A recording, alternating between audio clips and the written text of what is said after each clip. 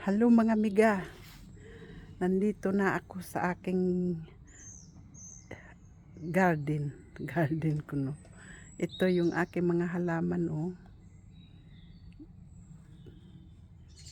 Lapit na silang patapos, oh.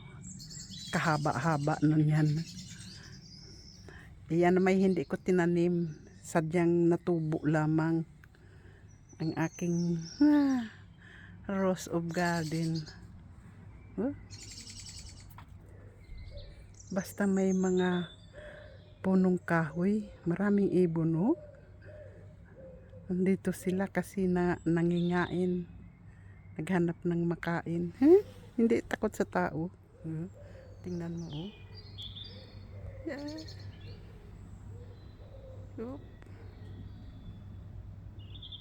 Ibon man turingan, pero marunong silang maghanap ng makakain nila. Sige. Ang dami nila. Oop. Wala na. Umalis na sila. Oh. Paano naman kasi yung paligid namin dito? Tingnan mo naman. Puro kakahuyan.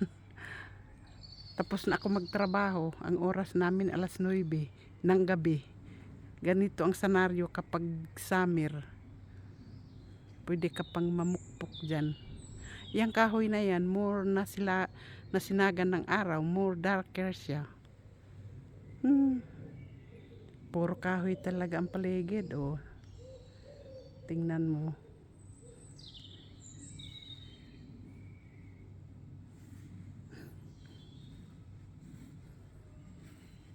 Ito na gang ang aking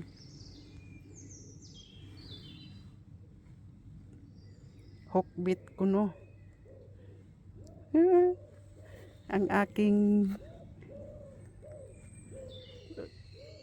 kohlrabi, kumbaga sa atin singkamas. Yung aking gumagapang na yung cucumber. Salamat sa nagbigay nito, kamatis. Cute ng laman ng kohlrabi. Uy, hitik naman sa tubo yung aking pink patatas, oh. At ito naman mga miga, snopis. Pero asa na ba ang bunga nito? Wala akong nakitang bunga. Dahon pa lang pala. Oh, ito na ang resulta.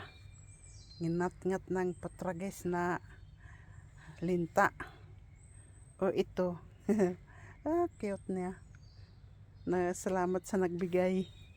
Nilagyan ko ito, ito to. Akala ko kasi hindi makaakyat. Sus, kay nakaakyat pala. Sulit nang nilagyan ko ito. Para huwag silang lumapit. Nginat-ngat nga. Pero ewan ko kung makarecover yan. Salamat sa panood.